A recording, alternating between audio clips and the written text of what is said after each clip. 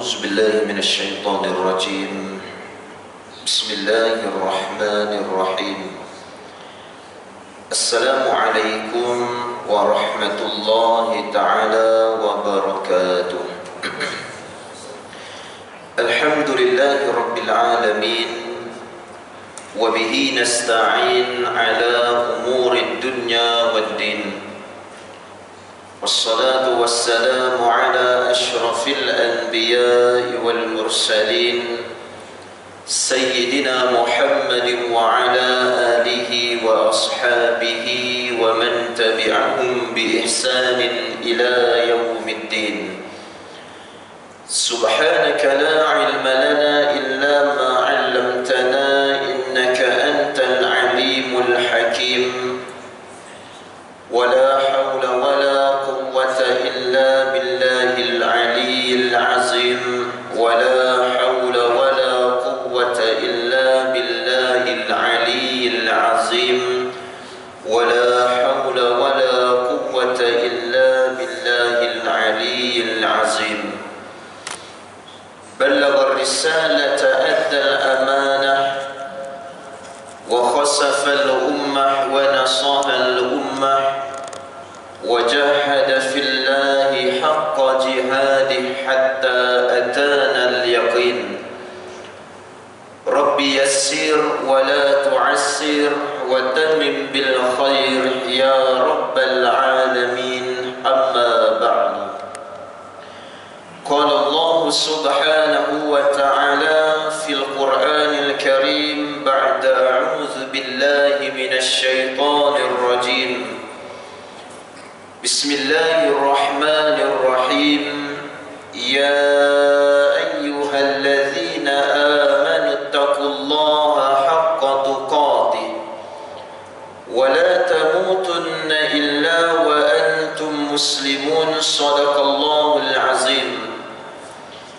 Yang bermaksud, wahai orang-orang yang beriman, bertakwalah kamu kepada Allah dengan sebenar-benarnya takwa, dan janganlah sesekali kamu mati melainkan kamu berada di dalam keadaan Islam. Surah Ali Imran ayat 102. Wa qala Allah subhanahu wa ta'ala fil Qur'anil Karim, فهل عسيتم إن توليتم أن تفسدوا في الأرض وتقطعوا أرحامكم أولئك الذين لعنهم الله فأصمهم وأعمى أبصارهم. Yang bermaksud, maka apakah kamu merasakan diri kamu berkuasa, lalu kamu akan membuat kerosakan di atas muka bumi dan juga memutuskan hubungan kekeluargaan? Mereka itulah tergolong orang-orang yang dikutuk oleh Allah serta ditulikannya telinga mereka, juga dibutakannya terhadap penglihatan mereka. Surah Muhammad ayat 22 dan ayat 23. Alhamdulillah, pengerusi, timbalan pengerusi, seterusnya seluruh jawatan kuasa dan saf pimpinan surau, dan yang saya hormati lagi raikan kepada tuan-tuan guru, para alim ulama yang turut bersama-sama dengan kita pada petang ini. Mudah-mudahan bertambahnya kebaikan serta keberkatan di sisi Allah Subhanahu wa ta'ala, insya-Allah. Dan juga seterusnya kepada semua sekali tuan-tuan muslimin sidang Jumaat yang dirahmati serta dimuliakan Allah Subhanahu wa ta'ala sekalian. Alhamdulillah, pertama dan selamanya kita bersama-sama merafakkan setinggi-tinggi syukur kepada Allah Subhanahu wa ta'ala, kerana pertamanya di atas kesempatan Allah izinkan kenikmatan sihat anggota tubuh badan kita dapat lagi meneruskan kehidupan pada hari ini, di hari Sayyidul Ayyam, atau dinamakan sebagai penghulu bagi segala hari. Yang kedua, kita bersyukur kepada Allah Subhanahu wa ta'ala dalam keadaan anggota tubuh badan kita yang sihat, kita masih lagi dapat menjaga dengan satu perkara yang menjadi kefarduan ataupun ketaatan dalam hidup ini, bahkan dia termasuk di antara salah satu daripada pilar ataupun tiang asas kita sebagai seorang yang beragama Islam, yang dinamakan sebagai solat fardu. Dan dia termasuk di antara perkara yang kedua yang besar di dalam rukun Islam yang 5 perkara tersebut. Sebab itulah suka saya mulakan dengan satu analogi, satu keadaan yang boleh kita lihat dengan botol air yang berada di hadapan yang sedang saya pegang.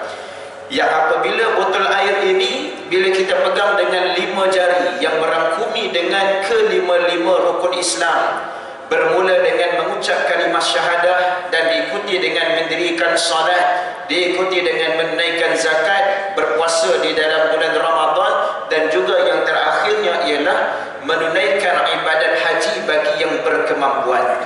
Seandainya perkara yang kelima ini belum sampai kepada tahap kemampuan kita, mungkin dimaafkan di dalam agama kerana tidak jatuh lagi kepada hukum wajib. Dan seandainya perkara yang keempat tidak melayakkan lagi diri kita seorang yang beragama Islam untuk mengeluarkan zakat, untuk menunaikan zakat, bahkan mungkin dia tergolong orang yang memang sepatutnya untuk layak terima zakat, tapi tidak layak lagi untuk menunaikan zakat disebabkan kehidupan. Kita masih ada lagi 3 perkara yang utama dalam hidup. Dan Allah jadikan dalam bulan Ramadan perkara yang ketiga ini, andai seseorang itu diuji dalam sesuatu keadaan yang dibenarkan, diizinkan dalam agama, maka dia dibolehkan untuk berbuka, dia boleh untuk tidak berpuasa. Walaupun selepas daripada itu perlu diqada dengan puasa Ramadannya. Tetapi ada 2 perkara yang utama, tidak ada tolak ansur yang dinamakan sebagai solat fardu, kewajipan dan juga syahadah. Ketiga-tiga yang tadi andai dilepaskan, kita masih ada penguat yang besar. Pertama dengan syahadah, yang kedua salat. Tapi bayangkan botol air yang dipegang, 1 jari yang dilepaskan tentang solat. Kod keadaan macam mana pun solat itu wajib. Tapi seseorang yang bila dilepaskan solat dalam hidup, dia akan terumbang-ambing dalam kehidupannya. Apatah lagi bila dilepaskan selepas solat dengan syahadah, botol air ini akan jatuh, maka habislah perkara yang asas dalam rukun Islam. Jadi tuan-tuan muslimin sedang dirahmati Allah, inilah perkara yang besar kita syukuri dalam kehidupan kita. Namun tidak lengkap andai 5 perkara itu kita jaga, tetapi dari sudut side yang lain yang menjadi suruhan Allah Subhanahu wa ta'ala, bahkan ia melibatkan dosa dan pahala dalam kehidupan, iaitu berkaitan dengan apa dia? Tasa'aluna bihi wal arham, iaitu memperhubungkan ataupun menjaga pertalian silaturahim dalam kehidupan. Bila sebut silaturahim, terpecah kepada 2 bentuk keadaan. Yang pertama, silaturahim disebut dalam bentuk yang umum, yang melibatkan luar daripada ahli keluarga, ahli karya kita, jiran tetangga, masyarakat, kawan-kawan, rakan sekerja. Ini dalam bentuk general, dalam berbentuk yang umum. Dan ada pun yang kedua, bila sebut tentang silaturahim, yang pada khususnya disebutkan, ditekankan ialah berkaitan dengan pertalian hubungan silaturahim sesama dengan ahli keluarga. Hubungan dengan kekeluargaan, sama ada keluarga yang dekat ataupun keluarga yang jauh. Sama ada keluarga itu dalam keluarga kecil kita yang melibatkan mak ayah kita, ataupun melibatkan tok nenek kita, mak saudara, pak saudara kita, asal yang ada pertalian hubungan kekeluargaan. Tetapi hari inilah disebabkan dengan bermacam-macam perkara, akhirnya silaturahim itu menjadi terpecah dan berputus. Para jemaah dirahmati Allah, hari ini disebabkan dengan perkara-perkara yang ada di sekeliling, yang kita lihat akhirnya silaturahim ini jadi berpecah, akhirnya jadi tak boleh nak, akhirnya jadi bermusuhan di antara satu sama lain, dan akhirnya boleh memecah belahkan di kalangan ahli keluarga, di kalangan sanak saudara, dan dan yang lebih generalnya dengan masyarakat setempat. Muslimin sidang jemaat dirahmati Allah. Pada permulaan tadi saya mulakan dengan antaranya daripada surah Muhammad ayat yang ke-22 dan juga ayat yang ke-23. Dalam ayat ini Allah mulakan dengan ayat berbentuk pertanyaan kepada kita sebagai manusia, sebagai hamba Allah, supaya yang pertama pertanyaan itu bukan untuk dijawab, tapi persoalan yang Allah mulakan itu adalah untuk mengingatkan diri kita. Yang kedua, persoalan yang Allah datangkan itu sebagai nasihat agar jangan kita lakukan perkara-perkara tersebut. Apa dia Allah tanya? Fahal asaitum in tawallaitum an tufsidu fil ardi wa tuqatti'u arhamakum. Ada dua perkara. Allah tanya, apakah kamu rasa yang bahawasanya kamu ini rasa kamu berkuasa dalam kehidupan, walhal kita tak sebut yang kita ada kuasa. Dalam keadaan kita tak mengakui pun, saya bukan mengakui saya boleh buat segala-galanya. Saya tidak mengakui secara lisan yang saya sebutkan saya ada kuasa, saya hebat dan sebagainya. Tetapi dari sudut apa yang dilakukan dalam bentuk apa dia? Yang pertama, an tufsidu fil ard, kata Allah Subhanahu wa taala. Seseorang itu dia boleh jadi bangga, dia jadi seronok, dia jadi sombong, dia rasa seolah berkuasa disebabkan dengan apa dia? An tufsidu fil ard, dengan keadaan dia merosakkan perkara-perkara yang ada dalam kehidupan di muka bumi. Ini perkara yang kita tak sedar para jemaah sekalian. Yang ism-ism yang berada di belakang, vandalism, gangsterism dan sebagainya, kan hari ini budaya-budaya merosakkan kemudahan-kemudahan yang ada. Dia tak nampak nama, tak jumpa public phone para jemaah sekalian. Dia nampak tu jadi gatal tangan, nak tolak tu, nak tekan tu, nak hentak itu ni. Sebab apa? Dia nak test fungsi lagi ke tak public phone. Jadi dalam masa yang sama berlakunya kerosakan. Perkara ini kalau diurai dari sudut orang yang profesional, dari sudut pekerjaan, melibatkan alam sekitar, melibatkan hak penggunaan awam dan sebagainya, dia ada uraian dari sudut agama dan boleh diasingkan satu part perbincangan tersebut. Itu yang pertama. Yang besarnya, yang kedua yang kita nak bincang bersama pada petang ini, wa tuqatti'u arhamakum.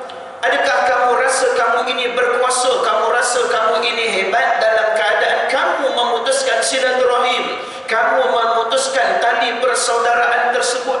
Walaupun kamu tidak bercakap kamu ini ada kuasa, tapi bila kamu memutuskan silaturahim, itu menunjukkan di antara salah satu perkara nak tunjuk apa yang kamu dah buat benda tersebut.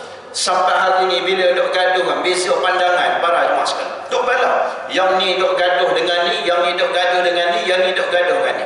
Dia tak boleh nak terima, tak boleh terima. Aku makan garam dulu daripada kau para jemaah sekalian. Ini biasa masalah senioriti para jemaah sekalian. Mana-mana tempat kerja ataupun dalam kalangan masyarakat, masalah senioriti. Aku makan garam dulu, duk gaduh, akhirnya apa dia? Tak apa, aku tuntut dekat akhirat. Ini biasa ayat-ayat ni para jemaah sekalian. Bersama dengan ahli keluarga, pertalian persaudaraan, kadang benda tu benda kecil, simple je para jemaah rahmati Allah. Sebab tu takkan beza pandangan. Ni nak dekat muslim, minta maaf para jemaah sekalian. Sebab apa? Benda ni sebut daripada sudut adabnya para jemaah rahmati Allah. Adab dalam agama. Beza apa pun pandangan kita, beza apa pun sudut pilihan kita, jangan sampai akhirnya jadi bertikam lidah, akhirnya memutuskan silaturahim para jemaah sekalian. Akhirnya jumpa dengan orang tu, nampak tadi jawab, aku tak boleh jumpa dia. Sebab apa? Dia ni tak sebulu dengan aku. Apa hak kita para jemaah rahmati Allah yang kita nak tentukan keadaan tersebut? Sedangkan Allah sebutkan pada surah An-Nisa pada ayat yang pertama, Allah kata apa dia? Wattaqullaha allazi tasaaluna bihi wal arham. Allah menyuruh kita jaga silaturahim. Apa keadaan sekalipun, terutamanya silaturahim dalam bentuk pertalian kekeluargaan. Dengan general ni jauh lagi, besar lagi dia punya skop para jemaah sekalian. Ini dengan sama dengan ahli keluarga pun gaduh. Orang balik kampung duk jumpa temu adik-beradik sama adik-beradik. Adik-beradik yang ni pandangan dia tak kena dengan pandangan yang ni. Pandangan adik yang kedua tak kena dengan pandangan adik-beradik yang keempat para jemaah sekalian. akhirnya sampai jadi tahap bermusuhan. Itu baru sebut punca dari sudut perbezaan pandangan, berbeza pandangan cara berfikir.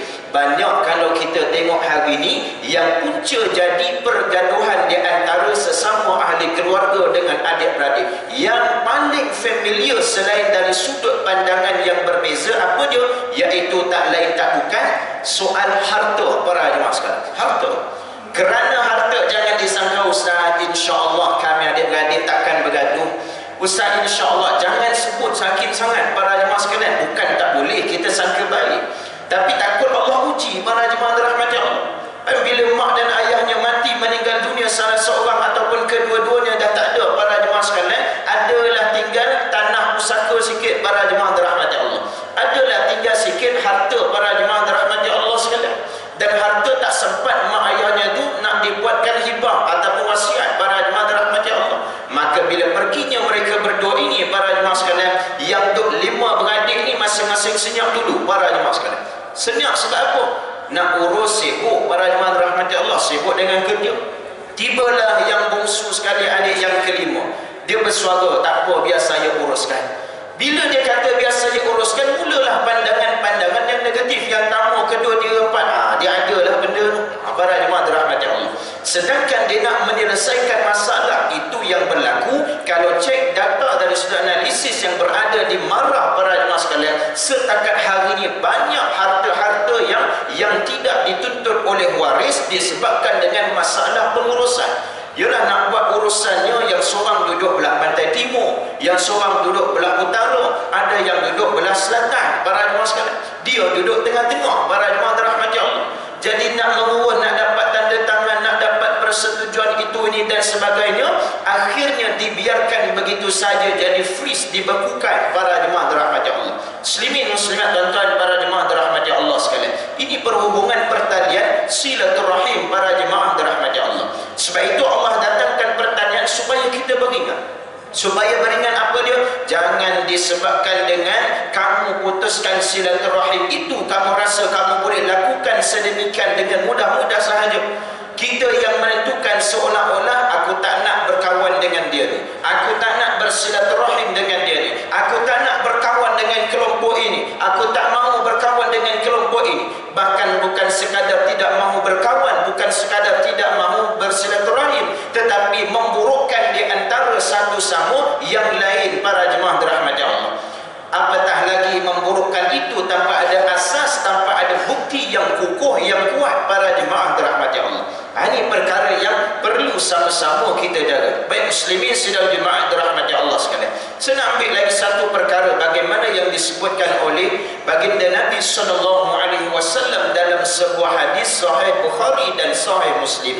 Dalam hadis ini Nabi sebut secara bentuk umumnya, Nabi kata apa dia? La yadkhulul jannata qati'un rahim.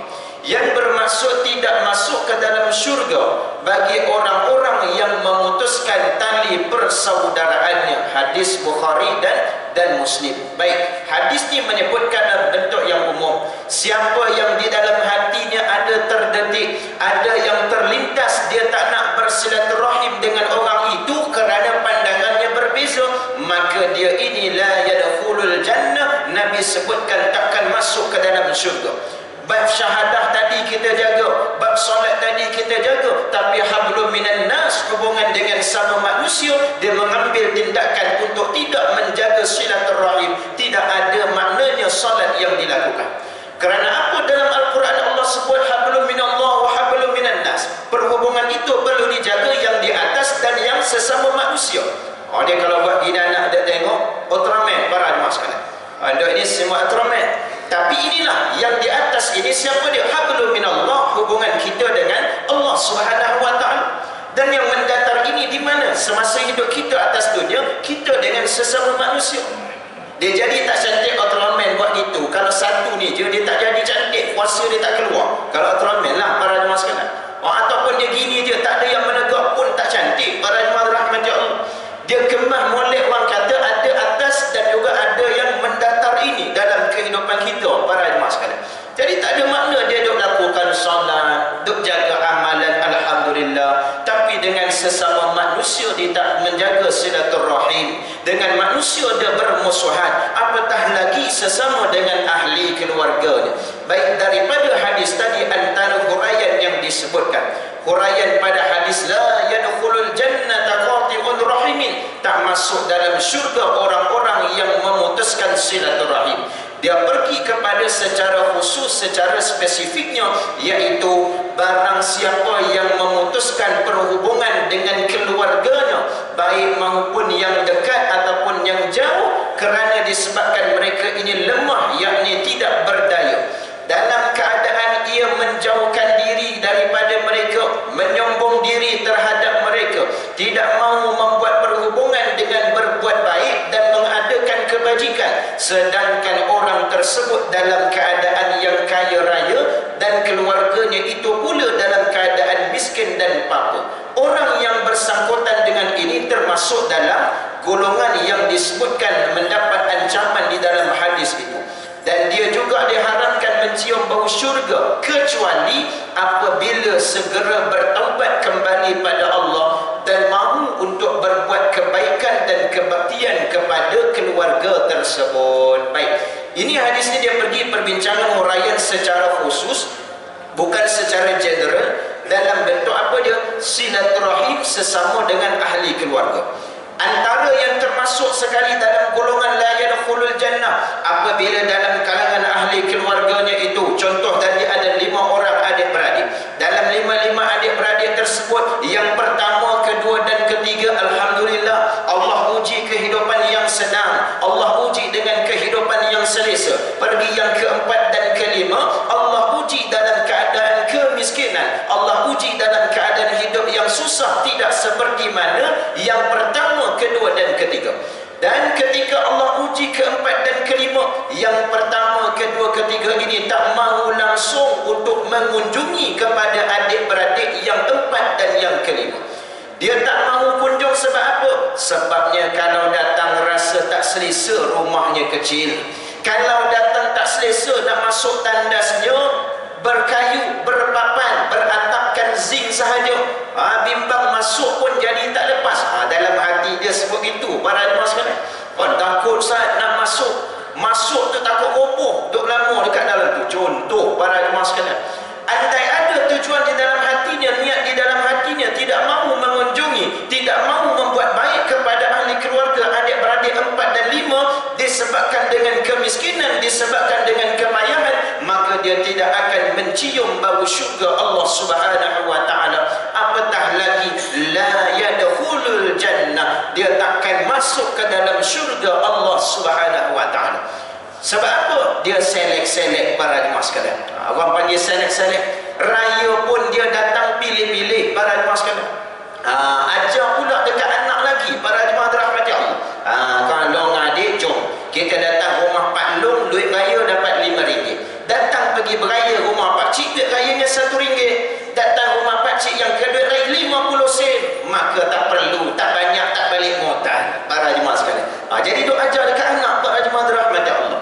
Jadi apa yang berlaku demikian, andai disebabkan ditujuan kerana itu, maka dia mendapat dosa yang besar, bahkan la yadkhulul jannah, takkan masuk ke dalam syurga Allah Subhanahu wa taala. Kecuali dalam keadaan bagaimana?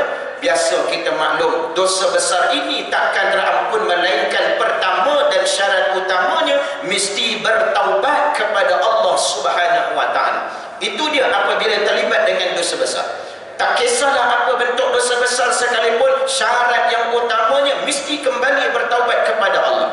Dan yang keduanya dengan tambahan yang lain, dia kena berbuat kebaikan kepada ahli keluarga tersebut. Ada kena taubat. So benda ni muhasabah, tengok balik. Mungkin sebelum daripada ni hati kita ada terdedik. Kalau tidak ada, alhamdulillah, dan minta jauh, na'udzubillah min zalik. Jangan ada terdedik dekat dalam hati, aku tak nak datang rumah ahli keluarga ni. Ni pertalian keluarga para jemaah sekalian, adik-beradik, sanak saudara, tapi terdedik dekat dalam hati, aku tak boleh datang sebab apa?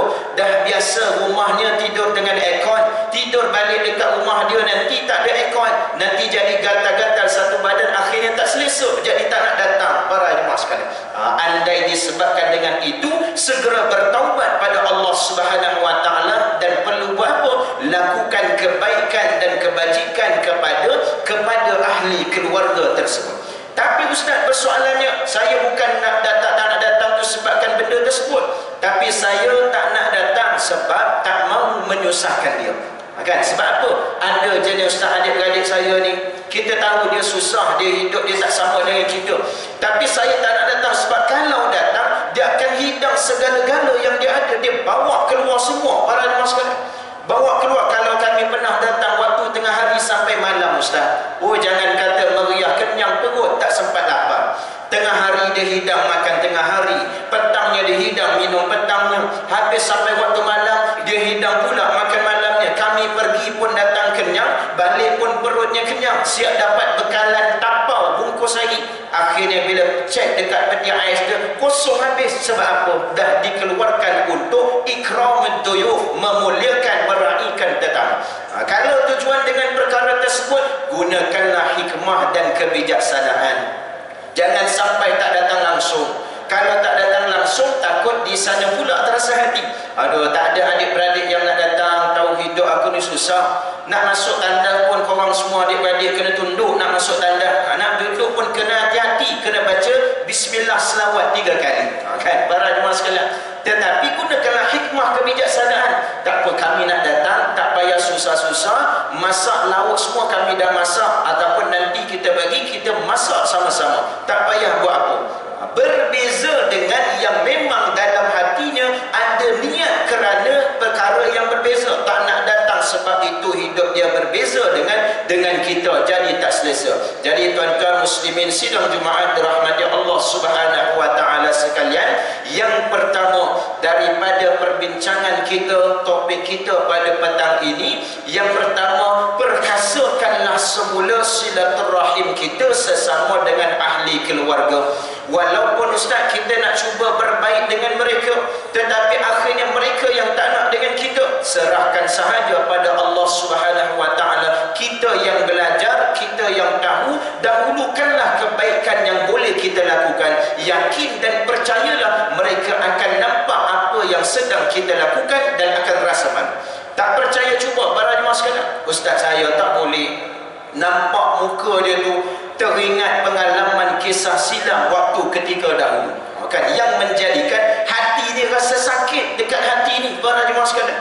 Pandang muka dia rasa aduh sakit hati.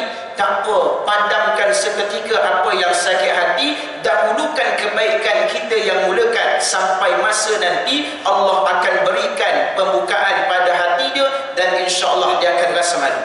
Dia akan rasa malu, dan ketika itu dia akan barulah sedar, dia akan nampak, oh aku ni, dia dah baik dengan aku pula, maka dia akan boleh jadi berbaik semula. Para jemaah dirahmati Allah, itu yang pertama, terutamanya sesama kalangan ahli keluarga, adik-beradik. Bab harta, bab tanah, selesaikanlah dengan baik, terutamanya kepada yang orang tua kita dah tak ada, tapi masih lagi ada harta-hartanya, tanah-tanahnya yang tak dapat diuruskan, disebabkan dengan masalah silaturahim ini yang memberi kesan para jemaah sekalian. Jadi lakukanlah dengan sebaiknya. Yang kedua, muslimin dan tuan-tuan sidang Jumaat dirahmati Allah Subhanahu wa taala, jagalah juga hubungan silaturahim sesama bentuk yang umum, luar daripada keluarga, jiran, tetangga, masyarakat. Walaupun musim-musim yang panas, musim yang hangat ini para jemaah sekalian, kan, musim yang hangat, jangan sampai bergaduh, jangan sampai merendah-rendah ataupun mengumpat dan sebagainya. Para jemaah dirahmati Allah,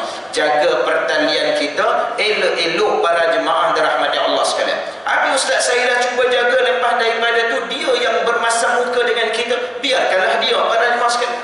Yang penting kita yang dahulukan, kita yang mulakan. Sebab apa? Kita tahu sebab di sana ada pahala. Sebab itu satu benda mudah dia ustaz, letih nak jaga perasaan orang. Betul para jemaah sekalian, nak jaga perasaan dan hati orang ni letih, perasaan sendiri pun tak terjaga. Kita yang tahan sedih punya lama nak jaga kesedihan orang, macam mana para jemaah sekalian?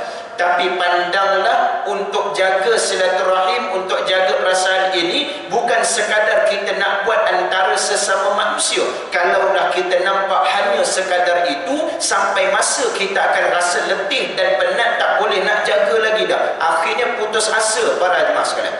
Tapi pandanglah untuk jaga hubungan sama manusia, menjaga sesama dengan ahli keluarga kita ini adalah termasuk satu perintah suruhan daripada Allah. Dan bila ia suruhan daripada Allah, ada pahala. Dan bila ada pahala, di sana kita akan tidak berputus asa, akan terus sentiasa lakukan sebagaimana solat yang kita lakukan. Solat kita buat sebab apa? Kita tahu itu suruhan Allah. Dengan ibu dan ayah kita jaga sebab apa? Ia suruhan daripada Allah. Tapi dengan pertalian silaturahim pun kita jaga sebab apa? Kerana itu adalah suruhan daripada Allah Subhanahu wa taala. Maka kita takkan rasa penat dan letih sebab kita nakkan redha Allah dengan apa kebaikan yang sedang kita lakukan. Jadi tuan-tuan muslimin yang dirahmati Allah Subhanahu wa taala sekalian, moga-moga bermanfaat dalam perbincangan kita, tazkirah kita yang bersama-sama kita uraikan petang ini.